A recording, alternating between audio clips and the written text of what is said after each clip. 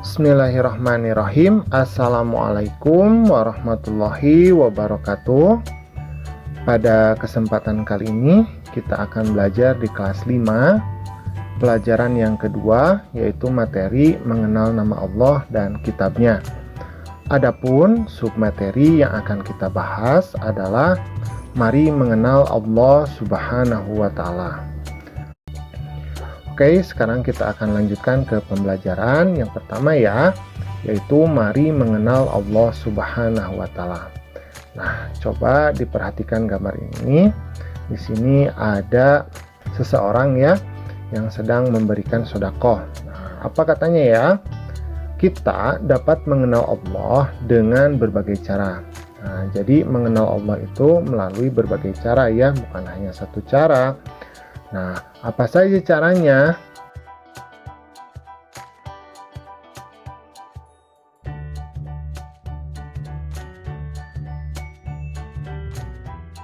Jadi cara yang pertama adalah melalui ciptaannya.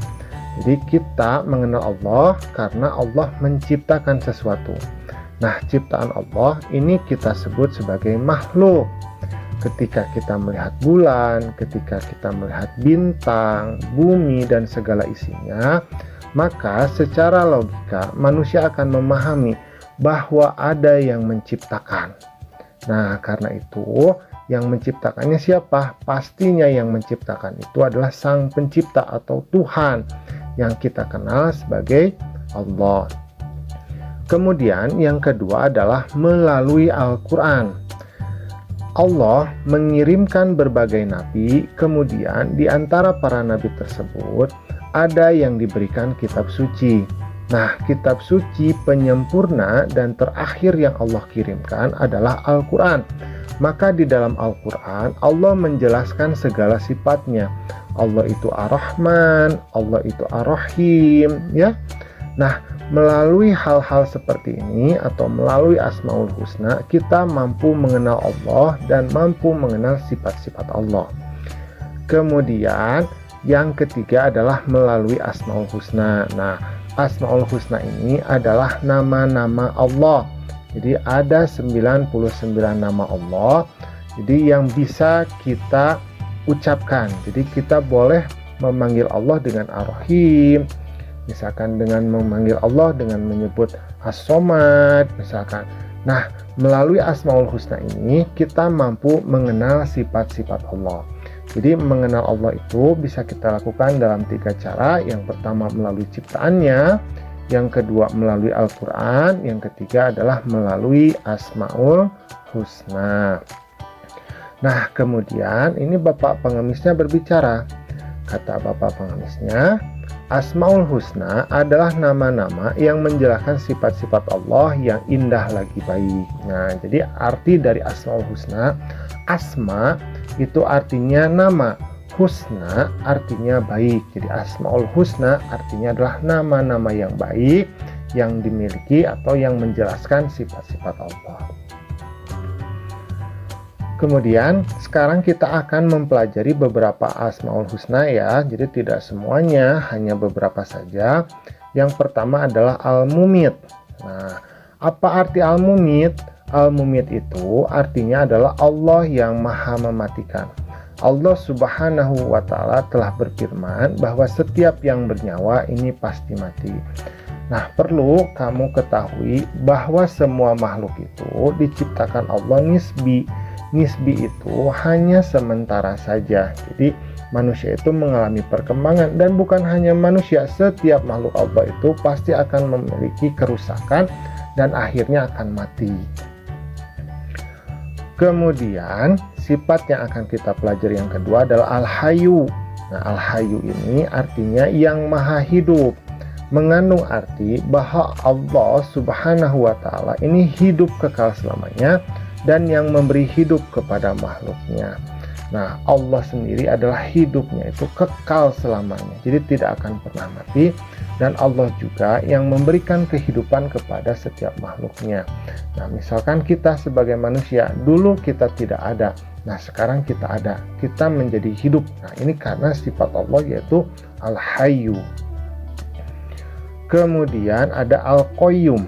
Nah, Al-Qayyum ini artinya yang maha berdiri atau yang maha mandiri, mengandung arti bahwa Allah itu berdiri sendiri untuk selama-lamanya.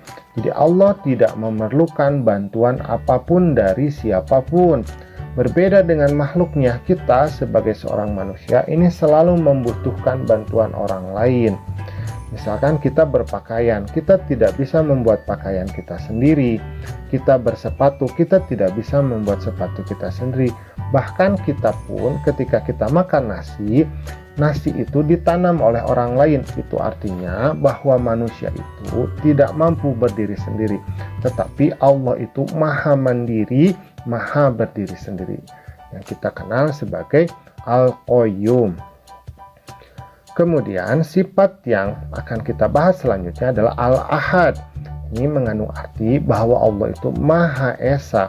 Jadi Allah itu adalah Tuhan kita satu-satunya. Jadi tidak ada Tuhan selain Allah. Dan secara logika Tuhan itu tidak mungkin lebih dari satu.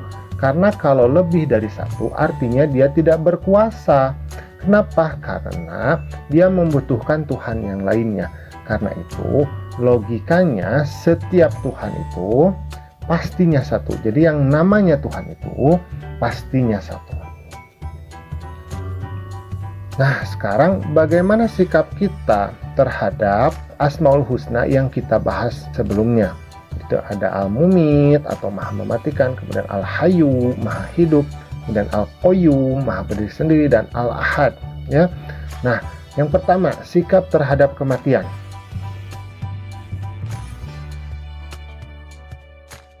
Jadi kematian bukanlah sesuatu yang ditakuti, akan tetapi kematian adalah tangga menuju kebahagiaan abadi. Jadi mari kita ikuti perintah Allah dan Rasul-Nya. Jadi dalam pemahaman Islam, kehidupan yang hakiki itu bukan di alam dunia atau tempat sekarang kita hidup. Alam dunia ini hanyalah merupakan ujian saja. Nah, kita sebetulnya akan hidup itu nanti di akhirat, yaitu di surga dan di neraka Allah. Jadi bukan di dunia. Nah, dunia ini adalah ujian atau tempat untuk dilakukannya tes siapa yang berhak masuk surga dan siapa yang pantas masuk neraka. Kemudian, bagaimana sikap kita menghadapi kehidupan atau menghayati sikap Al-Hayyu?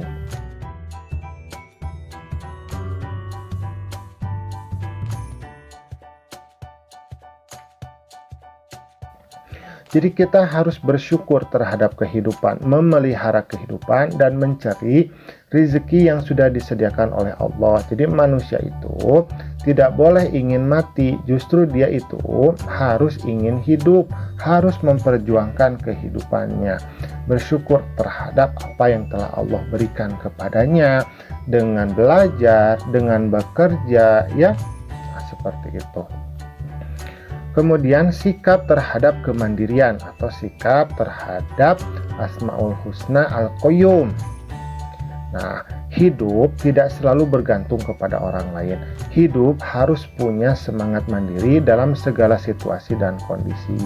Jadi kita tidak boleh menjadi parasit, ya. Parasit itu orang yang selalu menggantungkan hidupnya kepada orang lain, ya. Nah, kita tidak boleh, kita harus berdiri sendiri, mandi sendiri, makan sendiri. Apa yang bisa kita lakukan sendiri, itu kita lakukan. Terkecuali hal tersebut itu tidak mampu kita lakukan, maka kita memberikan kesempatan kepada orang yang lebih mampu. Nah, kemudian sikap terhadap keesaan Allah Subhanahu wa Ta'ala. Jadi ada beberapa hal. Yang paling utama adalah tidak menyekutukan Allah dengan sesuatu apapun. Senantiasa berdoa kepada Allah. Kita juga harus mandiri dalam berusaha. Nah, jadi yang pertama ini sangat penting sekali, ya. Jadi tidak boleh kita menyekutukan Allah dengan sesuatu apapun. Menyembah selain Allah, ya. Misalkan menyembah batu, menyembah berhala, atau memiliki jimat-jimat tertentu, ya, ini adalah dosa yang sangat besar. Kemudian kita juga harus selalu berdoa kepada Allah, dan kita juga harus mandiri dalam berusaha. Nah, alhamdulillah pembelajaran kita pada kesempatan kali ini sudah selesai. Semoga Allah senantiasa memberikan kepada kita hidayahnya untuk selalu mengingat kepadanya. Assalamualaikum.